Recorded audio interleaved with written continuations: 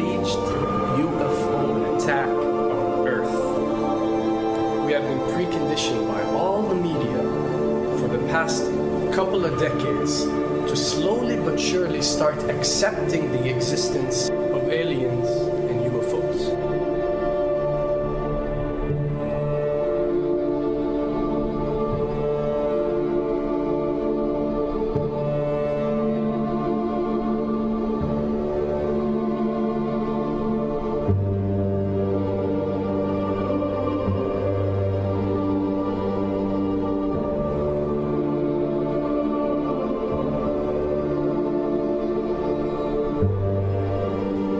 I can tell you right now that 99% of every UFO sighting that has ever taken place has actually not been an unidentified flying object, because this has always been military technologies.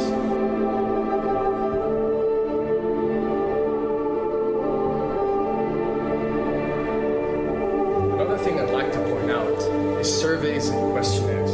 You know, we get surveys and questionnaires all the time, sent out by the state or by the government or by our rulers and our officials and so on and so forth. Do you really think that these ruling powers care about what you think? Do you really think that they're waiting to ask you and receive your answer before making a decision? What happens with these questionnaires is that they are released. For example, what country do you think the US should attack next? And if it yields back results like 70% of the US population believe Iran is the next country that should be attacked, this is actually a study conducted for the effectiveness of the media propaganda that they are using. So when they get such results, they look at it and they be like, all right, amazing. Our media propaganda is working. We are purposely trying to manipulate people to think that Iran should be the next one, and check out the survey results. We're doing a great job in propaganda. That's what it's all about. And if the results come back and they aren't up to par, so let's say 20% want war with Iran and 80% want actual peace, they say, okay, so now we have to go and rework our media propaganda and make it more effective so these percentages change. Why am I saying this? Because of the UFO phenomenon.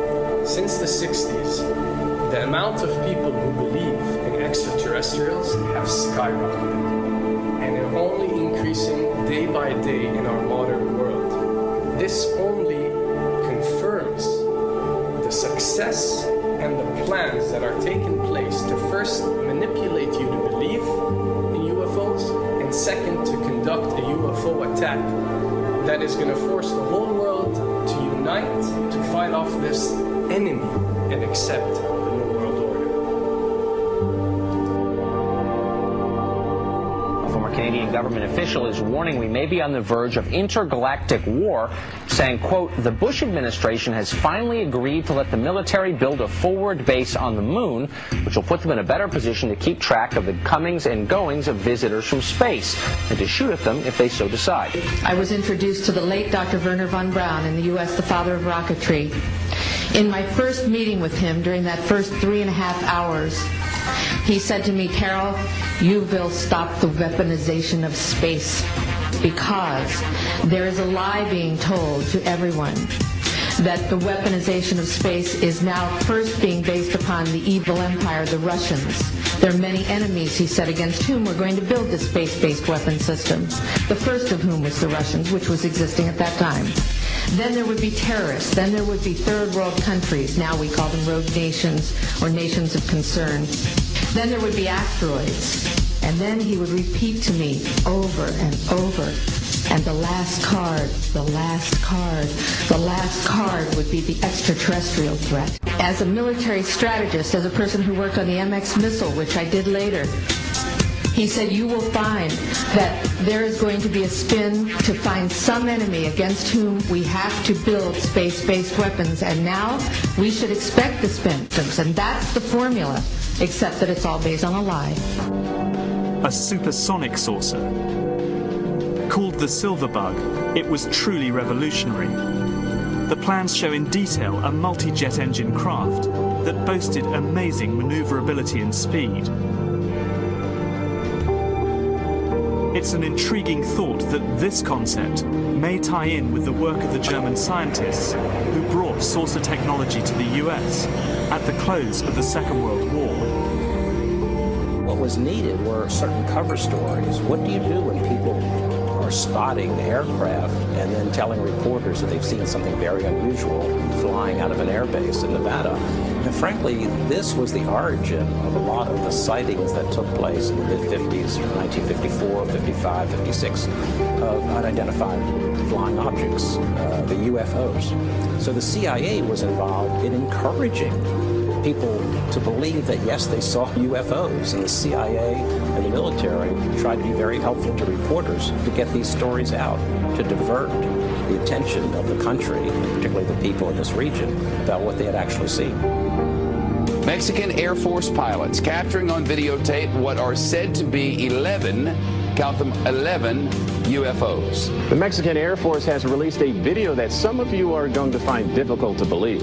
A journalist says it shows images of UFOs tracking a Mexican military plane. So what's the truth about UFOs? The story of successive attempts to develop radically new forms of flight, conducted under the strictest secrecy, is inextricably bound up with our relationship with UFOs over the last 60 years. Whether it's Allied pilots buzzed by strange balls of fire in 1942, or the Roswell incident 5 years later, there is a strong case to be made that secret military technology offers a convincing explanation for many UFO stories. Anytime the government has secrets that they can keep from us, they can manipulate us by those secrets. In essence, they still remain 25 years at least ahead of us in technology, information, and knowledge, and secrets, and they are using them against us. I heard over the years many times over that the plan to usher in the New World Order would be to make all the people in this country and around the world feel totally helpless to prevent the New World Order from occurring, this world dominance plan, by saying that we had been invaded by aliens, so that we would say, oh, please, UN, come in and help us all. So bear in mind that there is a plan, orchestration, to get people to be submissive through a secret technology and information that they're keeping from you under the blanket of a so-called National Security Act.